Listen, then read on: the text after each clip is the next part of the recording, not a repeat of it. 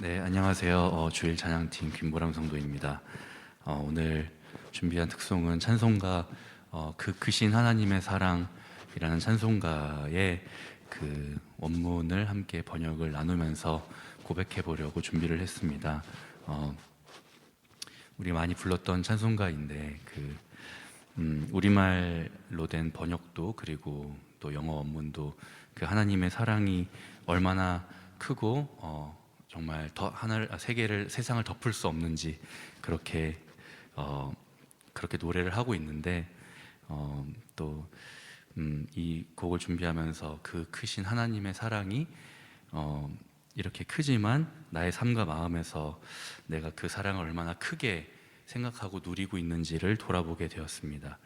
언제나 생각이 분주하고 그리고 마음이 세상에 뺏겨가지고 그래서 너무나 큰 하나님의 사랑이 있는지조차 어쩔 때는 잊어버리면서 그저 혼자 살아가고 있었던 저를 돌아보게 되었고 그렇지만 또 그 마음을 돌이키고 하나님을 향하면 그리고 예수님을 기대하면 언제나 그 사랑의 크기를 느끼고 누리게 해주셨습니다. 그래서 이제 더 이상 빼앗기지 않고 그 사랑을 온전히 누리고 온 마음으로 기뻐하기를 소망하면서 찬양하도록 하겠습니다.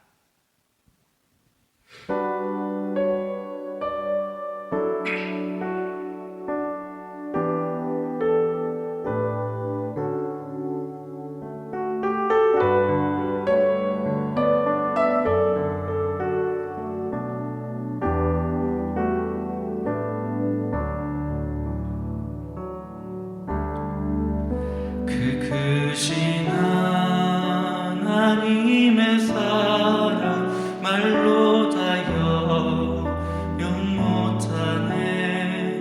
저 높고 높은 별을 넘어 이 낮고 낮은 땅 위에 죄범한 영혼 구하러 그 아들 보내사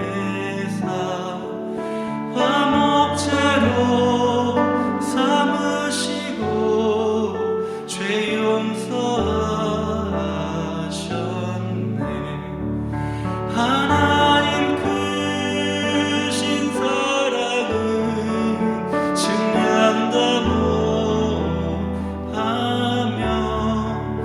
영원히 변치 않는 사랑 성도여 찬양하세.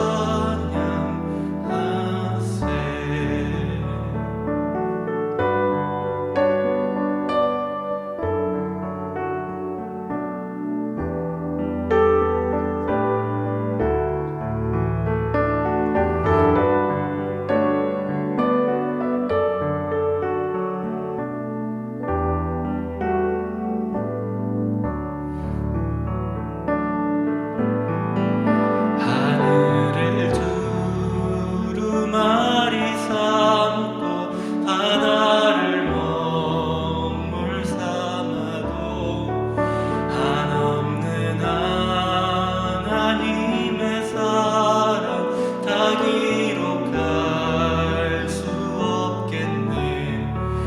하나님의 크신 사랑 그 어찌 닿았을까. 저를 높이 쌓아도 채우지 못하리. 하나님 크신 사랑은 측량다 못하며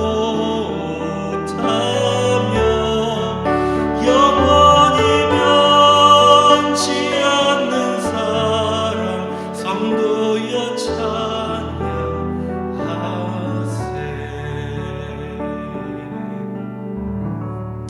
감사합니다.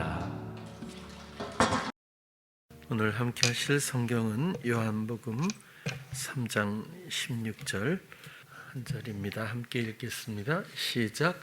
하나님이 세상을 이처럼 사랑하사 독생자를 주셨으니 이는 저를 믿는 자마다 멸망치 않고 영생을 얻게 하려 하심이니라. 아멘. 하나님께서 사랑하시는 독생자 예수 그리스도를 세상에 내어주신 이유는 우리를 당연히 사랑해서입니다. 그리고 독생자 예수 그리스도를 내어주신 이유는 우리에게 결국 생명, 하나님의 생명, 영생을 주시기 위함입니다. 우리는 이 하나님의 사랑의 실제와 예수 그리스도의 사심의 실제와 이 영원한 하나님의 생명의 소유에 대한 실제의 감각이 나에게 어떻게 적용되고 또 인식되고 있는지에 대해서 오늘 함께 나누려고 합니다. 하나님이 세상을 이처럼 사랑하사 독생자를 주셨으니 이는 저를 믿는 자마다 멸망치 않고 영생을 얻게 하려 하심이니라. 어려서부터 가장 먼저 외웠던 구절이기도 한데 이 구절을 그냥 처음 읽고 대하는 순간 떠오르는 연상되는 장면은 예수님께서 십자가에 달려 돌아가시는 어떤 그런 장면, 그런 사건으로 생각하게 됩니다. 그러나 자칫하면 십자가에 예수님만 생각할 수 있지만 사실은 나의 전부로서의, 나의 생명으로서의 예수 그리스도를 하나님께서 주신 거죠. 하나님이 독생자 예수 그리스도를 주신 이유에 대해서는 말씀을 드렸어요. 사랑해서이기 때문이고 또 우리에게 그리스도로 인한 생명을 주시기 위해서 예수 그리스도의 죽으심과 부활하심, 임재하심, 연합하심으로 우리를 구체적으로 구원하셨고 생명을 주셨습니다. 그냥 예수 그리스도가 죽으셨다는 사실 하나만을 가지고는 우리가 실제적인 이 모든 하나님의 하신 일에 대해서 감각하기가 어렵다고 느껴지네요. 우리는 하나님의 사랑을, 하나님의 생명을, 그리스도의 사심을 접하기 이전에는 내가 부인하든 이해하든 그렇지 못하든 감각하지 못하든 상관없이 우리는 사단과 영적인 간음 관계에 있었습니다. 그대로 놔두면 멸망하는 거죠. 사단과 함께. 그래서 이는 저를 믿는 자마다 멸망치 않고 라고 표현해 주고 있습니다.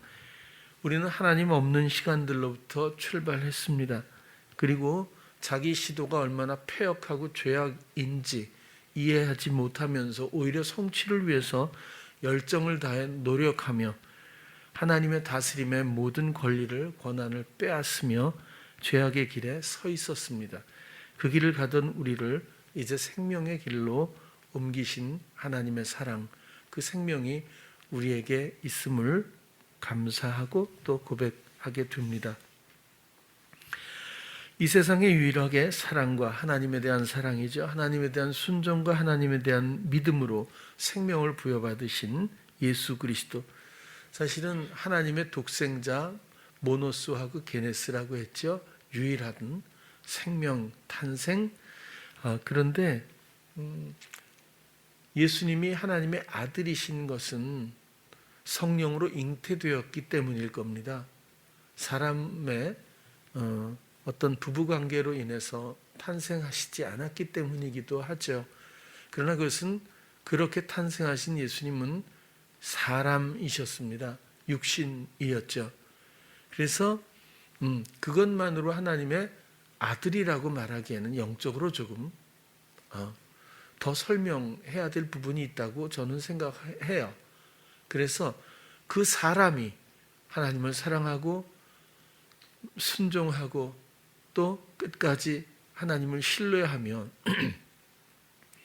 하나님을 사랑하는 그 마음으로 자신의 생명을 순종으로 내어드렸던 단 한 사람의 죄 없는 이 예수 그리스도를 다시 살리신 그 생명이 우리에게 주어지는 생명이라면, 그렇게 해서 다시 생명이 주어진 어떤 존재로서 영적인 생명을 가지고 사람이 다시 거듭나서 태어났다면 그 단 한 사람, 그분이 바로 모노게네스가 아닐까, 독생하신 하나님의 아들, 영적인 생명을 부여받은 단 한 사람 유일한 생명 예수 그리스도, 그렇게 연결해서 한번 생각을 해보고 있습니다. 그렇게 그 예수 그리스도께서 이제 모든 사람들의 마음에 오셨습니다. 사단의 부추김이 아닌 말씀의 신실하심으로 우리의 삶을 인도해주고 계십니다. 그 행하시는 모든 일들을 믿음으로 순종할 때 그분의 생명에 연합하게 된다 하는 말씀을 드리는 거죠. 주님은 우리의 무능을 주님의 능력으로 채우십니다. 확실하죠? 나의 무지를 주님의 지혜로, 나의 약함을 주님의 강함으로, 나의 악함을 주님의 의로움으로, 나의 영적 간음을 주님의 신실하신 사랑으로, 나의 거짓을 주님의 진실로, 나의 찰나를 주님의 영원으로 채워주십니다. 그것이 나에게 이루신 하나님의 생명이자 복음의 내용이라고 생각하고, 이 모든 것들을 의뢰하는 것이 믿음이라고 정의할 수가 있겠습니다. 주님은 우리를 위해서 사랑 때문에 일하시고 우리는 따르는 마음만 드릴 때에 모든 것들이 완벽해집니다. 뭔가 우리가 아직도 뭘 하려고 하면 그것은 왜곡될 뿐이고 그것은 시험에 불과할 뿐입니다. 우리의 마음이 믿음을 드리기 위해선 이 순금 같은 믿음, 정말 정결한 믿음이 마음이 되기 위해서는 가난이라고 하는 것이 얼마나 아름다운 덕목인지 모릅니다. 이 가난은 그저 없다는 것을 표현하는 것을 넘어서서 이 가난으로부터 나오는 새로운 그 어떤 의미나 가치들은 가난해 보지 않으면 알 수가 없습니다. 예를 들자면 뭐 예가 들지 모르겠어요. 좀 재미있는 예를 들고 싶은데 제가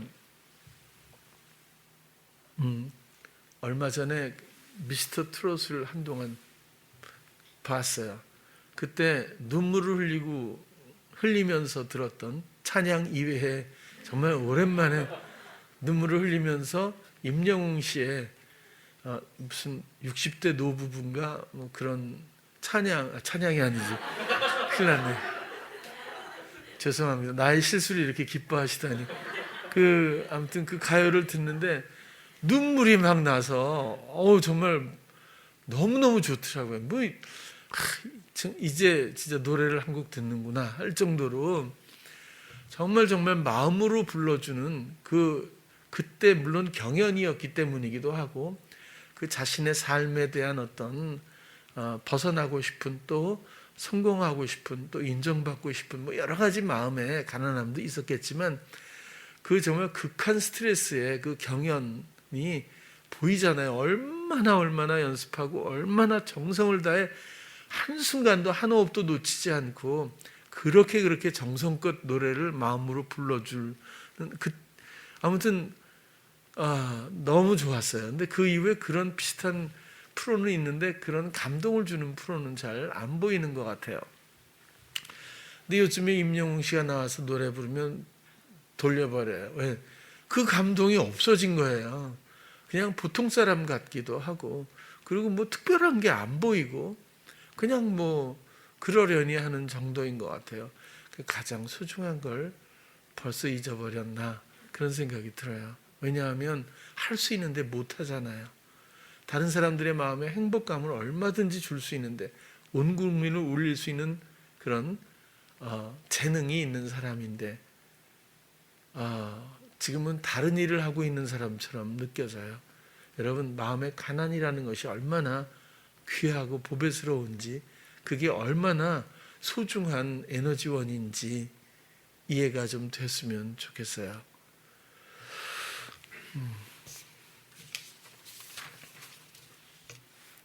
성경에서도 보면 많은 하나님의 사람들이 결코 유능하다고 기록되어 있지 않습니다.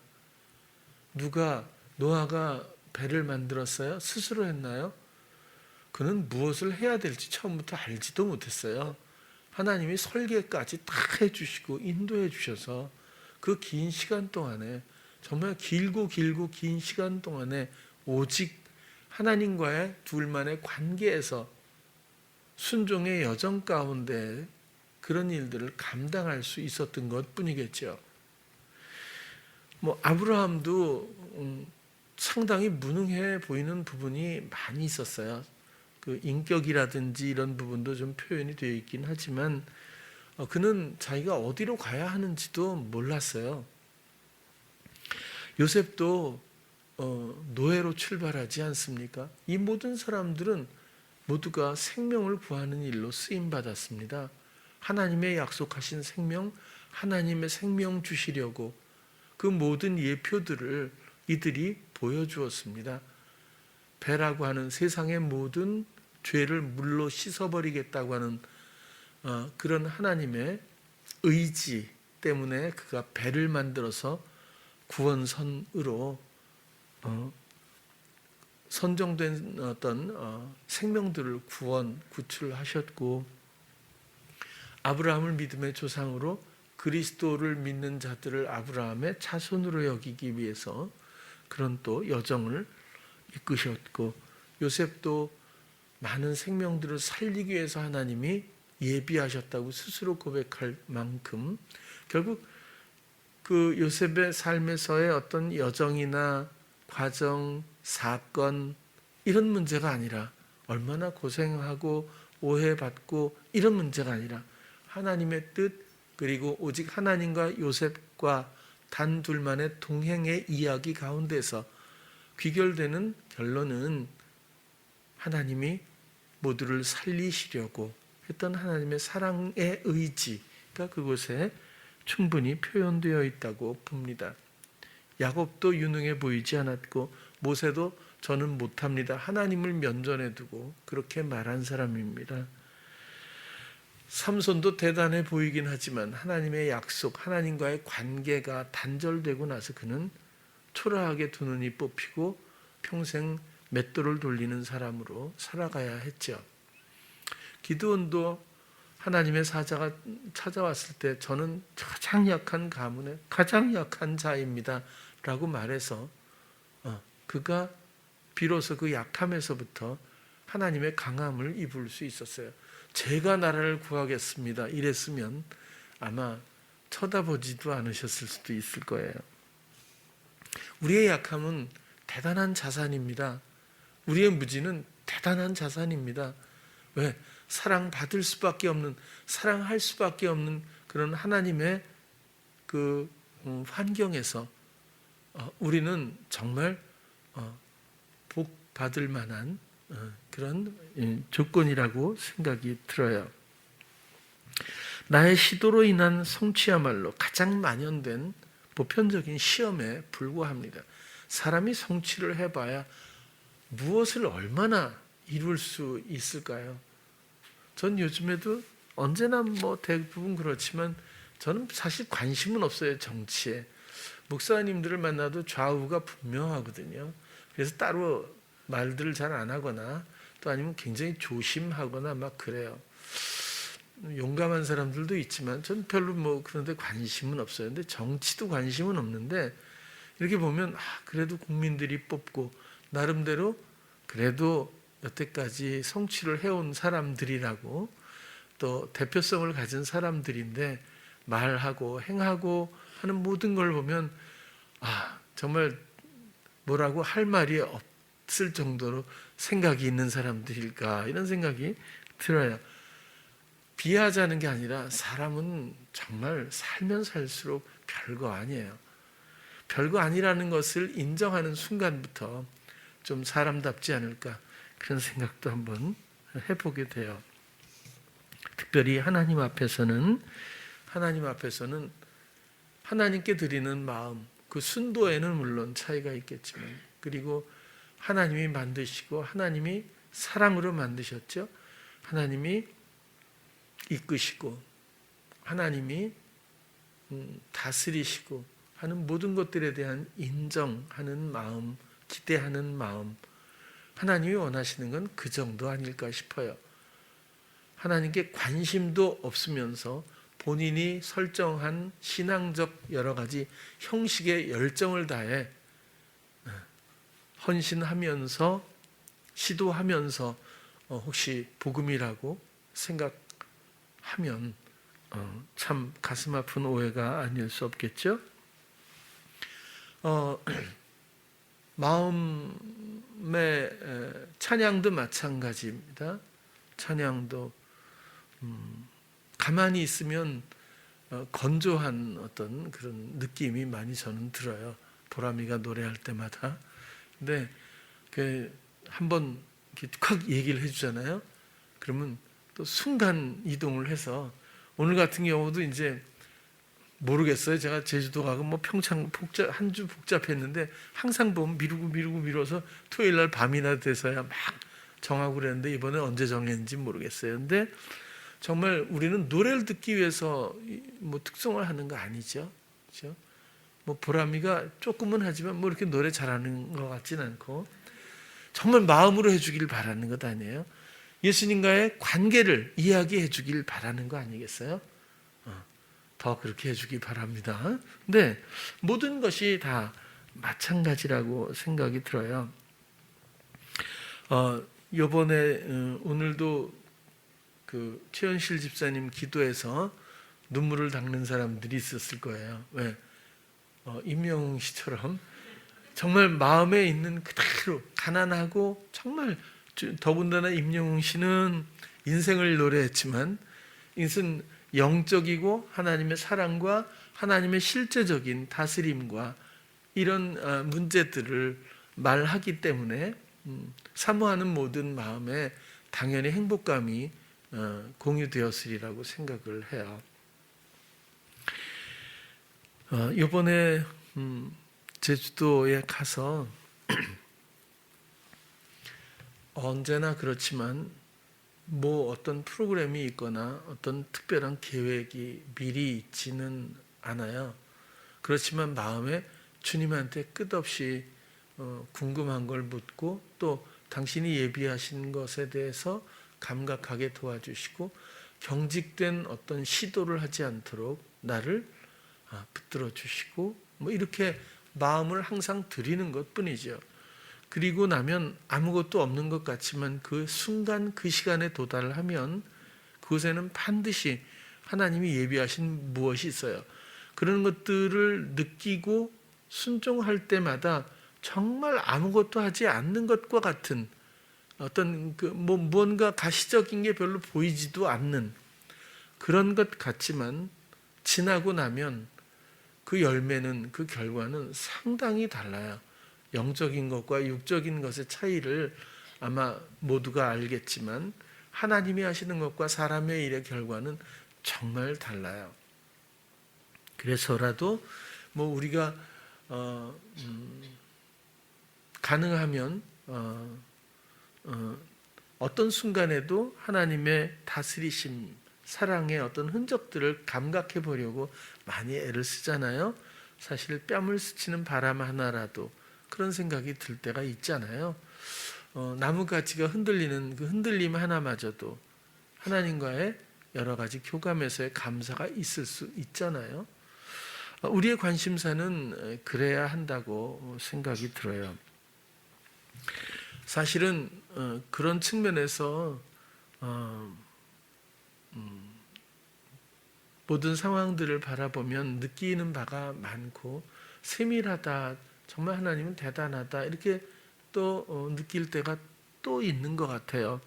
근데 일부러는 잘 안 그러지만 너무 그렇게만 느끼려고 하면 오버하는 수도 있겠죠. 근데 보면 1차로 갔다 온 엄마들과 그때 바람이 엄청 불었어요. 10월인데 가장 좋은 때인데 추웠어요.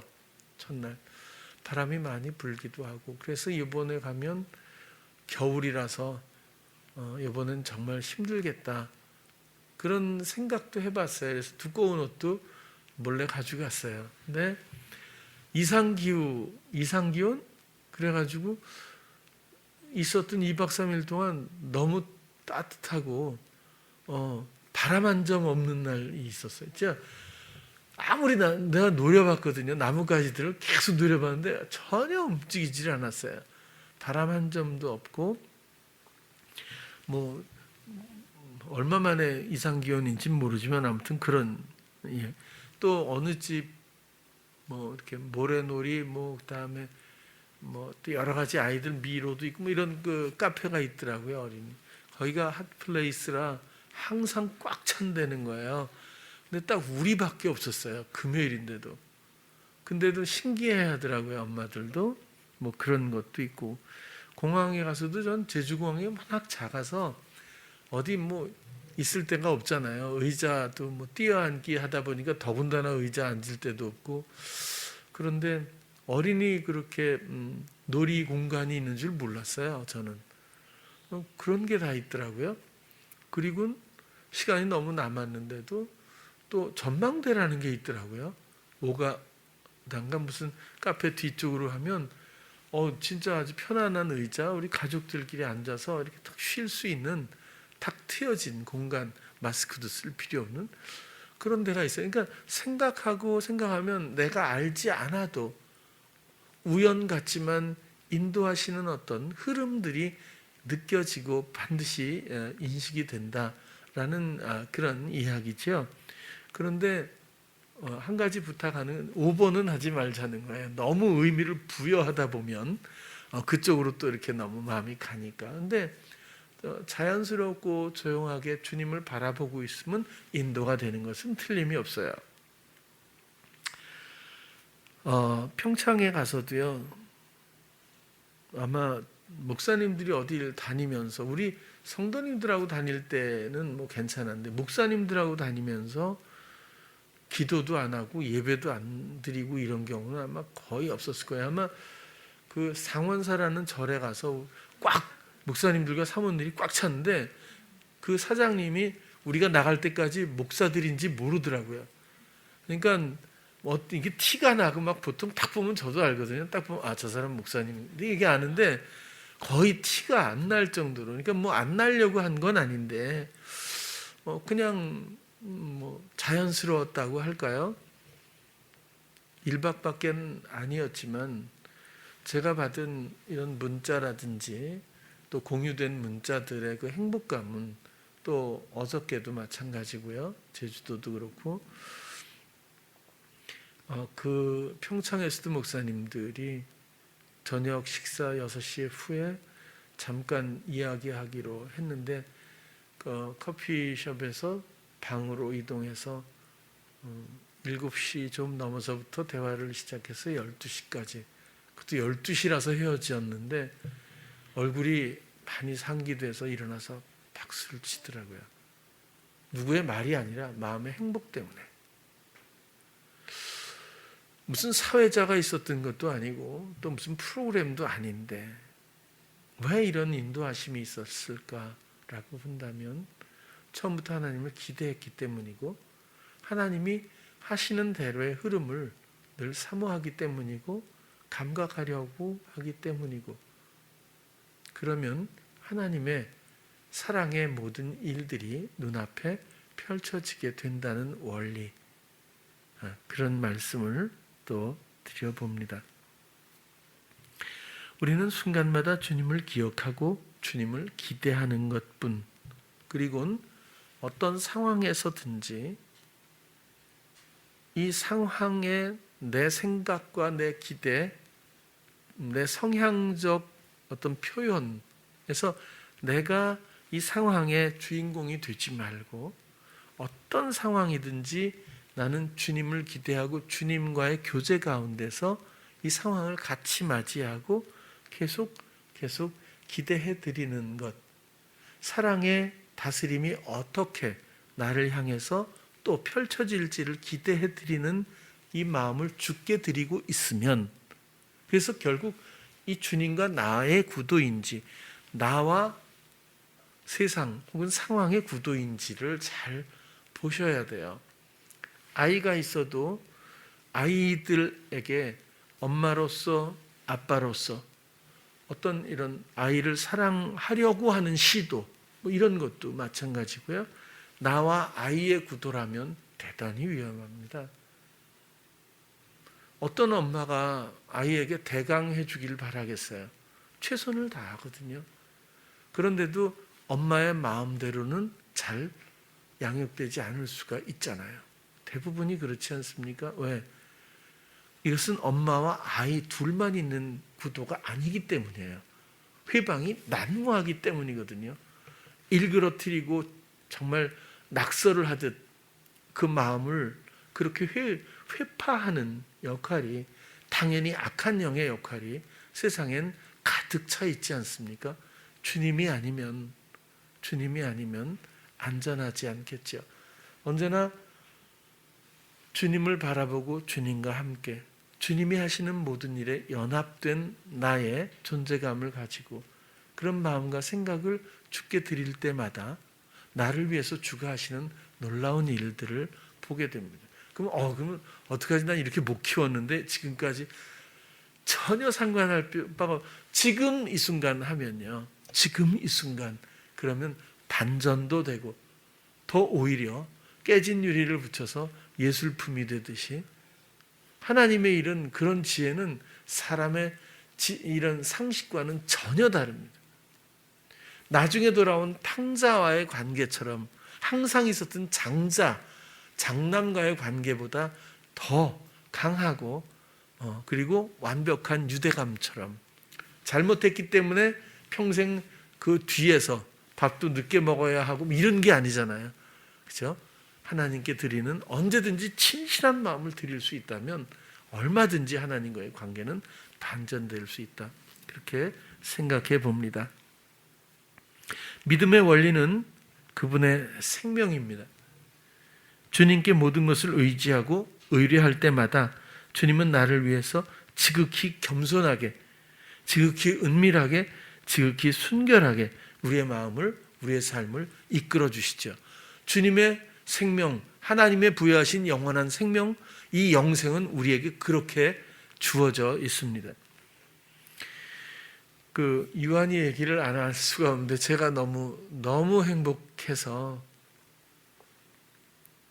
유한이 제 엄마가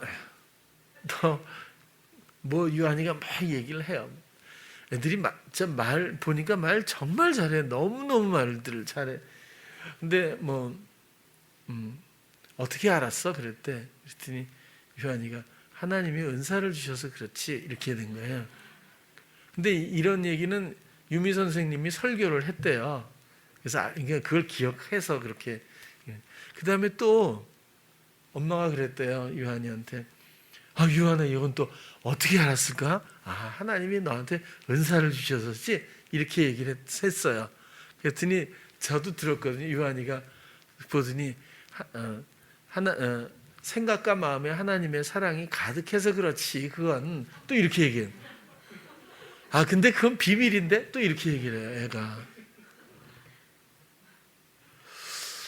유한이를 강사로 한번 모셔서 참 이게 아기인데도, 물론 우리가 주일학교 선생님도 이렇게 가르쳐주고 엄마도 마음으로 또 마음을 이끌어 주려고 하고 이렇게 하지만, 아이들의 이해력은 지식적인 이해력이 아니라 영적인, 원래 있는 그리스도로 인한 그런 이해력이라고 생각이 들어요. 모르는 것 같지만 상당히 많은 것을 감각하고 있다고 느껴져요. 우리 교회 교육도 마찬가지입니다. 주님으로 인한 하나님의 생명을 이해시키고 있는 겁니다. 또 그동안 청년들이 많이 고생을 했지만, 이런 했던 여러 가지 사업의 문제들도 당연히 하나님의 생명, 그 다스림의 실제를 인식시키려고 해왔던 일들입니다. 주님이 예비하시고 주님이 나를 대신하시고 주님이 나를 위해 행하시는 모든 이 원리들을 마음으로 받아들여 함께 할 수 있도록 도와주고 있는 과정, 그런 것들이 양육이자 교육이라고 생각을 합니다. 오늘 본문에도 하나님이 세상을 이처럼 사랑하사, 오늘 김보람 성도가 찬양해 주지 않았습니까? 잉크로 바다를 채우고 하늘을 그 두루마리로 삼고 모든 가지들을 펜을 삼고 세상 모든 사람들이 하나님의 사랑에 대해 쓴다고 해도 라고까지 번역이 되어 있지 않습니까? 하나님의 사랑, 그 사랑을 어떻게 사람이 이해하고 사람이 표현할 수 있겠어요? 그러나 하나님의 사랑의 그 모아진 극상의 초점은 바로 나라고 하는 것, 바로 우리라고 하는 것을 좀 더 이해했으면 좋겠어요. 하나님이 세상을 그렇게 사랑하셔서 독생자를 주셨으니 예수 그리스도는 나의 생명입니다. 그냥 십자가에 달려 돌아가신 하나님의 아들이 아니라 날 위해 죽으시고 날 위해서 사랑으로 사시고 날 위해서 임재하시고 나의 생명을 이끌어 주시는 실제적인 나의 사랑이자 생명입니다. 그런 독생자를 주셨다고 말씀하시는 거고 그분을 믿는 것이 그것이야말로 우리의 몫이죠. 예, 믿음으로 말미암은 의인은 살리라 하나님의 생명이 부여되리라 하나님의 생명을 살게 되리라 그런 뜻이겠죠. 저를 믿는 자마다 이것은 십자가에 달려 돌아가셔서 내 죄가 없어졌다는 어떤 사실 이런 게 아니잖아요. 저를 믿는 건 뭐죠? 삶의 걸음걸음의 모든 행하심, 그분의 마음과 사랑의 다스림, 그 섬김에 대한 믿음이죠. 이 믿음은 이런 다스림에 대한 믿음입니다. 이 믿음은 하나님의 사랑에 대한 믿음입니다. 사랑 때문에 독생자를 주셨고 이 생명을 주시려고 독생자를 주셨습니다. 요한일서 4장 9절도 같은 내용이거든요. 하나님의 사랑이 우리에게 이렇게 나타난 바 되었으니 하나님이 자기의 독생자를 세상에 보내심은 저로 말미암아 우리를 살리려 하심이니라. 이 생명이 여러분들에게 있기를 바랍니다. 아직도 사망이라고 하는 왜곡된 목숨을 생명으로 여기고 그것의 성취의 유혹에 빠져서 이끌리고 있다면 이것은 하나님의 사랑 앞에 너무 큰 슬픔이 아닐 수가 없습니다. 이런 것들을 이해하지 못하고 아직도 인식하지 못하고 거꾸로 달리고 있는 그런 모습의 영혼들이 심령들이 얼마든지 있습니다. 하나님이 세상을 사랑하셔서 독생자를 세상에 내어주고 죽이기까지 사랑하셨고 우리 마음에 오셔서 그 부여받은 그리스도의 생명이 이제 모두에게 한 생명이 되도록 그토록 하셨던 사랑에 이루신 일들, 이런 일들이 순간에 우리의 관심과 마음들임이라고 하는 믿음으로 지금도 빛나게 이루어지고 있습니다. 이 모든 것들을 여러분들을 사랑해서 약속하시고 이루신 이 생명의 일들을 포기당하지 않기를 바랍니다. 다른 관심사로 생각과 마음을 빼앗기지 마시고 생각과 마음의 사랑이 하나님의 사랑이 가득하기를 축원드립니다. 기도하겠습니다. 사랑의 주님, 오늘은 하나님의 생명에 대해서 서로 또 나누었습니다. 이젠 정말 내가 사는 것이 아니고 내 안에 주님의 사심에 대한 기대감으로 소망으로 그리고 순종으로 살아가기를 원합니다. 하나님의 사랑이 우리 안에서 어떻게 펼쳐지는지에 대한 소망이 충만하기를 원합니다. 세밀하게 은밀하게 언제나 우리를 위해서 예비하시고 늘 이기게 하시며 세상이 관계할 것 없는 그런 평안과 순결한 기쁨 가운데서 자유케 하시는 하나님의 놀라운 영원한 생명 그 교제가 우리 성도님들께 늘 있게 하여 주시옵소서. 예수님 이름으로 기도드렸습니다. 아멘.